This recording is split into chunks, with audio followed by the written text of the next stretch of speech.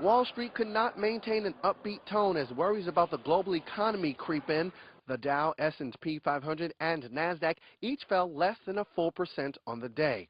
Most of the attention on Jamie Dimon. The head of J.P. Morgan Chase defended practices at the nation's largest bank, an apology for a lapse in risk that did not prevent a multi-billion-dollar trading loss, quickly followed up by a message to the Senate Banking Committee: more regulation will not cure everything. We have to get rid of anything that looks like too big to fail.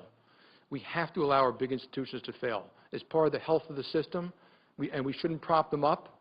We have to allow them to fail. And I go one step further. You want to be sure that they can fail and not damage the American economy and the American public. The defense of his company seemed to go over well with shareholders. Take notice, a spring economic swoon could be turning into an early summer lull. U.S. producer prices dropped the most in 3 years, and retail sales fell for a second straight month in May. The only bright spots: apparel, furniture, and cars. Consumers are cautious, even with falling gasoline prices, says Michael Londrigan of LIM College. Prices at the pump has dropped 40 cents since April 6th.